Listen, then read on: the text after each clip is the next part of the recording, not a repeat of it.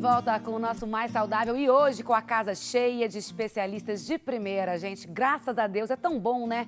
Poder confiar na ciência, poder confiar em grandes médicos, porque eles cuidam, sim, do nosso bem mais precioso, que é a saúde. E ontem foi o Dia Nacional de Prevenção ao Câncer. Então, hoje, segunda-feira, nós estamos fazendo esse programa especial para você que está em casa. Você que tem um familiar que sofre com câncer, você mesmo que tem o câncer, a gente vai te dar aqui os novos tratamentos. Gente, os recursos são enormes. A tecnologia hoje está muito a nosso favor, graças a Deus. Eu li, doutor, até mesmo pelo esse site do INCA que a gente estava conversando, que é o Instituto Nacional do Câncer, que assim, 90% do diagnóstico precoce leva à cura. Então, assim, 90% dos casos que são diagnosticados recentemente, você tem uma ótima resolução. É correto? Correto. Eu não diria que é 90% para todos os cânceres, tá, né? Mas a prevenção realmente é o que dá a maior chance de cura para o paciente. Doutor, o que é o câncer? Eu gostaria que o senhor me acompanhasse até ali no nosso plasma, por favor, se o senhor puder vir por aqui. Porque daí a gente tem uma ilustração aqui e a gente vai explicando um pouquinho melhor o que é o câncer. Porque, como nós estamos falando a respeito dessa doença, a gente tem que entender o que é para entender como a ciência vai combater. O senhor pode ficar desse lado, por favor? E aqui nós temos um ilustra que o senhor pode usar aí para te ajudar. É um esqueminha simples, mas ele é bem ilustrativo. Perfeito. Porque nós temos aqui no começo um grupo de células normais e essas células elas se reproduzem diariamente, né? E aqui é interessante porque o próprio organismo mantém um equilíbrio, cujo nome na medicina chama-se apoptose. O próprio organismo joga fora as células mais velhas. Que não prestam, vamos dizer assim. E vem um grupo de células novas. Tá. Esse equilíbrio é que faz com que a gente mantenha saudável, entendeu? Agora, quando existe, o que você escreveu aqui, agentes cancerígenos, o grande problema maior hoje é que o câncer é considerado uma doença genética.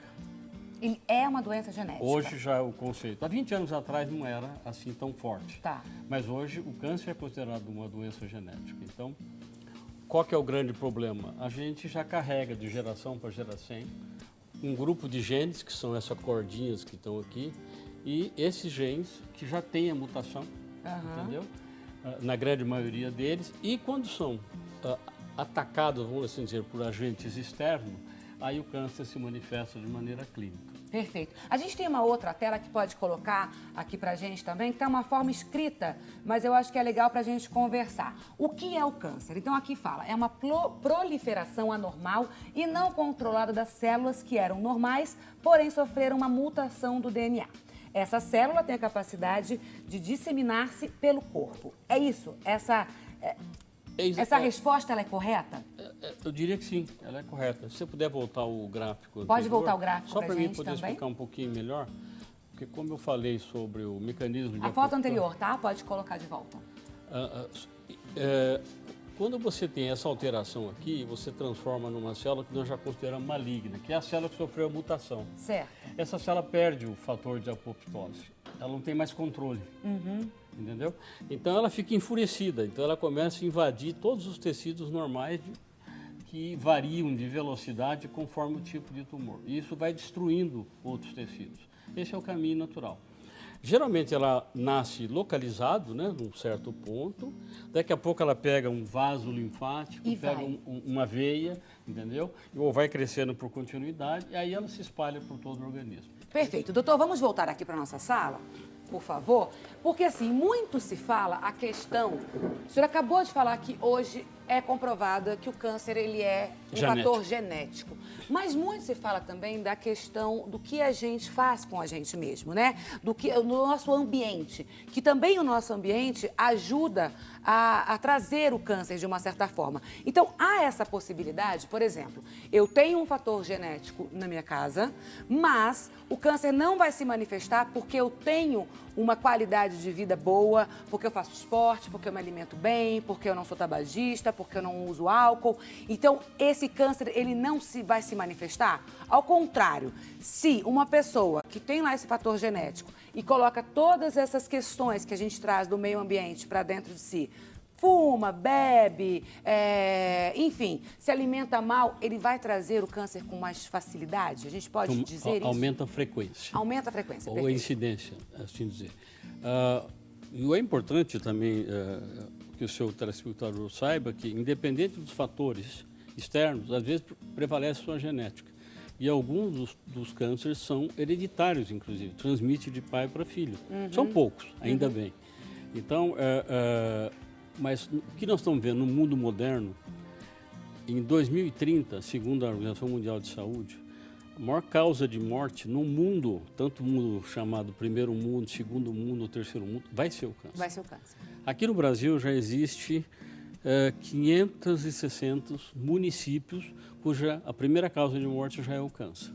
Quer dizer, 10%. Hoje, exatamente, é muita coisa. Hoje o câncer com maior incidência, qual é? Aqui na região sudeste, no homem é próstata, né? E na mulher é mama. A gente estava falando da questão do câncer de pele. Assim, é que... É porque o senhor nem mais considera, né? De tão alto índice. Não só pelo alto índice, mas porque é um tumor de alta curabilidade.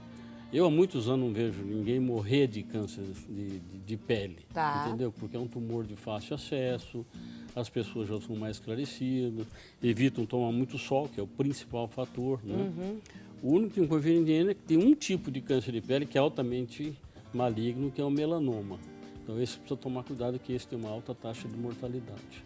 Bom, hoje nós estamos falando aqui sobre os novos tratamentos, gente. Tudo para combater o câncer. Hoje os especialistas que estão aqui estão nos trazendo essas novidades. Se você tem aí uma questão, liga para a gente no 0800 777 0021 e tem também o 19 3871 9620. A sua participação aqui é sempre muito bem-vinda. Agora, Dri, vamos falar da questão psicológica, né? Quando um paciente recebe o diagnóstico de câncer, como ele fica e o que a família pode fazer para ajudar essa pessoa? É legal. O primeiro ponto é assim, o homem para ir ao consultório já é um dilema. Porque o que acontece? As mulheres já têm por hábito procurar o médico, às vezes, muito nova, na adolescência. O homem, geralmente ele vai, claro que as coisas estão mudando, muita informação, tem a internet, enfim. Mas assim, o homem, ele sempre procura um auxílio. A gente fala assim, a mulher para marcar a esposa, para marcar consulta. Então, quando ele chega no consultório com o diagnóstico, ele já trata isso como se fosse um fim, mesmo ele sabendo da cura, que é a possibilidade, mas ele chega no consultório já trabalhando a morte. Né? Ele não chega no consultório trabalhando a cura. Ele não chega falando assim, estou aqui porque eu sei que vou me curar. Não, ele já começa a falar do luto, da família, até dele. Então, ele trata isso com o final, mesmo com toda a informação que ele recebe até mesmo pelos médicos no consultório, mas ele tem dificuldade em lidar com essa notícia quando ele recebe. É claro que depois vai diminuindo. Os senhores médicos também percebem essa dificuldade de aceitação nesse diagnóstico quando vocês leem, relatam o exame para o paciente? Olha, você está com câncer de próstata, no seu caso, com um urologista. O que você percebe nesse paciente? Qual é a fragilidade nesse momento? Eu acho que todo paciente, quando ele escuta a palavra câncer, isso cai como uma condenação para ele. Mas, na verdade, acho que a gente precisa colocar uma coisa, falando do câncer de próstata, o câncer de próstata ele tem uma particularidade. Ele, de uma maneira geral, ele é um tumor muito lento. Então, a gente até estava conversando aqui no intervalo sobre outros casos, onde, começando uma célula de câncer aqui, até isso se espalhar e chegar... como o Dr. Monte estava comentando, espalhar e atingir vários órgãos, no câncer de próstata em particular, esse processo é lento, às vezes leva de 15 até 20 anos nesse processo. Então, uma vez que a gente coloca isso para o paciente, isso já é um alívio. Então, eu acho que cabe muito a nós, médicos da área de saúde, da área também da psicologia, ter muito tato e ir trabalhando essas informações. Eu acho que, às vezes... falta um pouco de bom senso na hora de colocar a informação para o paciente. Eu acho que isso tem que ser bem trabalhado. E uma coisa que às vezes a gente não aprende muito em faculdade. Isso é uma coisa que a gente aprende no dia a dia. Cissa, pegando o gancho do Dr. Meirelles, principalmente no câncer de próstata, o grande problema é a depressão que a gente costuma observar, mesmo disfarçada ou bem aberta, por causa do medo da impotência que o câncer de próstata pode trazer. Esse é uma coisa que a gente observa quase que 100% dos pacientes, não é? Sem dúvida. Então é importante ter esse lado, porque às vezes o paciente não comenta, não conversa, tal, mas se você fizer um questionário, né, você acaba percebendo que a grande maioria vai para uma depressão leve, moderada e alguns até grave. Bom, eu quero a sua participação. Pega o telefone e começa a ligar para a gente, 0800 777 0021. Tem também o 19 3871 9620. Quer participar através do nosso e-mail? Seja muito bem-vindo, viu, gente? maissaudável@rs21.com.br. Hoje nós vamos falar aqui sobre as novidades no tratamento contra o câncer. Voltando aqui à questão do câncer de próstata, a gente tem aí uma tela de sintomas quando o câncer já está numa fase bem avançada. Que é isso aí, doutor? É a dor óssea, a dor a urinar, a vontade de urinar com frequência e o sangue na urina ou no sêmen. É isso mesmo? Na verdade, a gente também tem que lembrar que existem duas doenças na próstata. Existe a hiperplasia benigna da próstata, que com frequência cursa com essa dificuldade para urinar, aumenta a frequência ao banheiro. E agora, o câncer de próstata, muitas vezes ele não dá esses sintomas. Então, acho que um conceito muito importante ao nosso telespectador é o seguinte: não espere sentir algum sintoma, como está apresentado aqui, para procurar o médico.